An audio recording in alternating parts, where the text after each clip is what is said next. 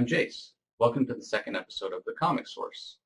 In comic news this week, the big bombshell that was dropped was Ben Affleck has been cast as Batman in the sequel to the Man of Steel movie that came out this last summer, and the internet pretty much exploded.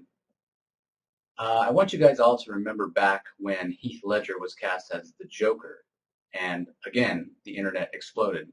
So while I'm not sure if Ben Affleck is the right choice, I'm going to go ahead and give Ben the benefit of the doubt and adopt a wait-and-see attitude. I wasn't real happy with the choice of Robert Downey Jr. as Iron Man, but I was the first to admit that I was wrong and he did a great job. So Ben Affleck has come a long ways from the aw shucks action hero he has been in the past in movies like Armageddon and Reindeer Games. So Argo was great, and hopefully with the maturity and the insights on acting he's gained by directing movies, we can hope for the best. I think for myself personally, the more pressing issue is David S. Goyer is still writing the movie, and I felt that although Henry Cavill did a great job as Superman in the first movie, I thought the story just wasn't the Superman that I wanted to see on the big screen. But at the end of the day, as long as these movies are successful and they keep making money, we'll get to keep seeing our comic book heroes on the big screen, and that's a good thing. Now, before I get into my recently released review of Superman Unchained 3, I want to make a correction. On the Harbinger review in episode 1, I had said that Toyo Harada and Pete Stanchek were the only two Psyots in the Harbinger universe who didn't need an outside force to help activate them.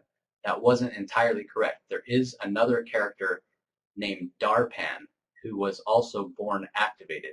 He's known as Darpan the Mirror, and his power seems to be to reflect back the most negative emotions and fears of the people that are around him.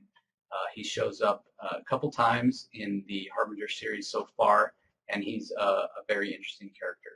So I just want to thank Anthony F. for pointing out that mistake. Now on to my Superman Unchained 3 review.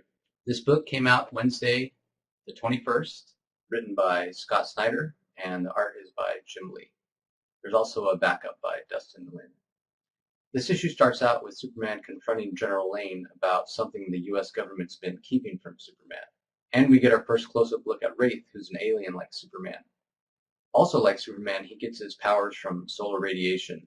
He's been here decades longer than Superman, though, so he's more powerful. He's stronger, he's faster, and he has powers that Superman hasn't developed yet. Superman and Wraith come to blows. Wraith proves that he's more powerful than Superman. Then he declares that they don't need to fight anymore and invites Superman back to his home for answers. Once Superman gets back to the secret government installation that Wraith calls home, he gets some of the answers he's looking for from General Lane. However, a lot of the things that General Lane says aren't things that Superman wants to hear. And the things that Lane says may prove to be a much bigger challenge to Superman than this character Wraith is, even though he's more powerful than Superman. Before Superman can get all the answers he's looking for, we find out there's an attack on Japanese airspace by the terrorist group Ascension.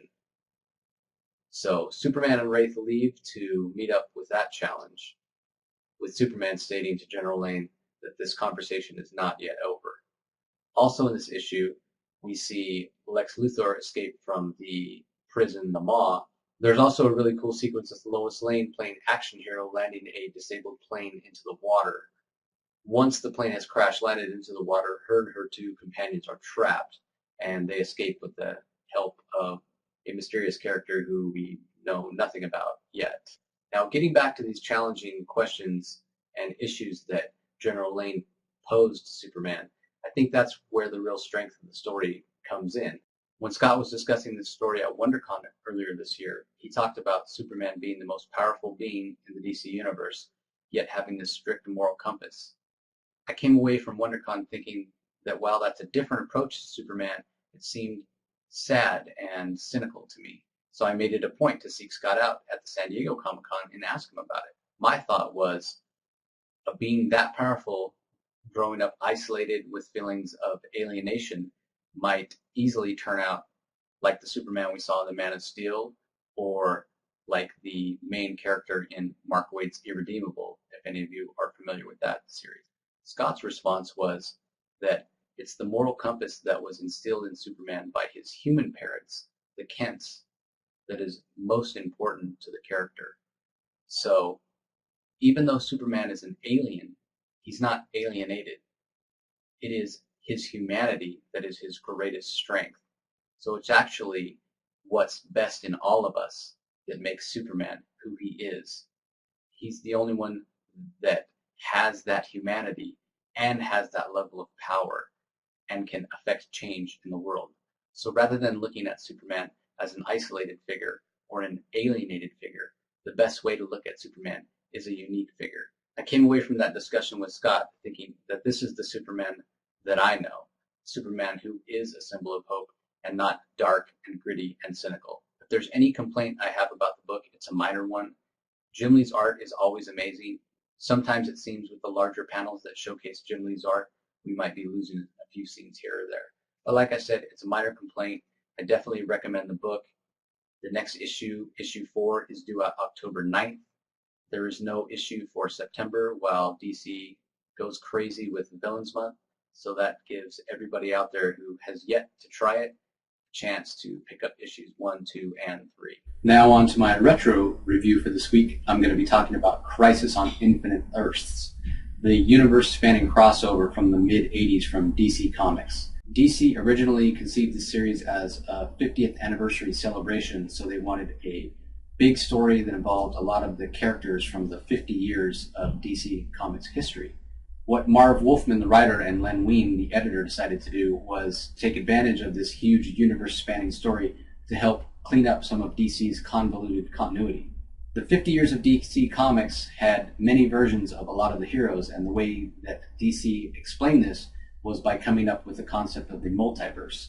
So there were an infinite number of Earths, all different from each other, so that explained how you could have an older Superman and a younger Superman, and some Earths where Lex Luthor was a villain, or other Earths where Luthor was a hero, and it gave the writers a lot of freedom to do anything they wanted. But at the time, Marvel was outselling DC by quite a bit, and the powers that be at DC felt that this was because DC's books were somewhat unapproachable due to people feeling that they had to catch up and know this very complicated continuity that had developed over the 50 years of DC. So the story starts out, there's a wave of antimatter that's going from universe to universe, erasing existence. This wave of antimatter was set in motion by a character known as the Anti-Monitor. The more universes that are wiped out by this antimatter, the stronger he becomes. He basically gets his strength from the absence of existence. The counterpart to him is the Monitor, who had appeared and done a few cameos in DC books for about a year before Crisis started. He gained his power from the existence of life. So as this wave is sweeping along, he's becoming weaker and weaker. So in order to stop the Anti-Monitor, he recruits both heroes and villains and explains to them what's going on. As the story plays out, we find out the event that caused the multiverse to exist in the first place, and the heroes are able to go back in time and stop that from happening. As the end result, there is only one Earth, which DC felt would make it a lot simpler going forward. The art in the series is handled by George Perez, and for my money, there's nobody better when it comes to handling a multitude of characters. You'll find that the dialogue from a lot of the books in the mid-'80s is pretty stilted and kind of hokey, but this actually holds up really, really well. It's a great place to start if you'd like to learn about DC's history. Now, you'll get some discussion among comic fans about how successful Crisis was in cleaning up DC's continuity. Some people felt it actually made it more complicated. This was because the changes weren't implemented consistently. Some heroes had an updated origin right away, like Superman and Wonder Woman, where others, like Hawkman, it was never clearly explained which version was post-crisis and which version was pre-crisis, and so in a lot of ways it caused more problems than it solved. What DC should have done, a lot of people felt, was start over with first issues once Crisis completed, so that it would be clearly marked. Everything before this time still happened, and it's pre-crisis and it exists, but here we are with new issues, new stories, new versions of the characters going forward. which is what DC ultimately did a few years ago with their New 52. As I said, this series came out over 25 years ago, so it's out there in a lot of different formats. You can get it digitally on Comixology. You can pick it up in a trade paperback form and get the complete story in one book. I think you can find those on Amazon for $12 to $15. I checked on eBay. I saw a complete series 1 through 12 go for less than $30. So if you'd like to read them that way, I definitely recommend it. And if you're a big fan of George Perez art, there's nothing better than getting the Absolute Edition. I believe it retailed for about $100 when it first came out, so it is pricey. But the pages are oversized, so it really does Perez's art justice. You can see all the detail he puts into his characters, and it's beautiful. It also comes with a companion book that gives a lot of background, editorial meetings, and the development of the story. Well, that's it for this episode. I want to thank you all for watching. Feel free to send me email at thecomicsourceblog@gmail.com. You can leave questions or comments here on YouTube or on my Twitter. Just go to Twitter, search for The Comic Source, and it's me. Starting with the next episode, episode 3, I'm going to be instituting a little trivia contest, and I'll be giving away some of the books that I'm reviewing. So join me next time for that, and a review of Bloodshot Zero from Valiant Comics, and I'll take a look at the Indestructible Hulk series from Marvel. See you then.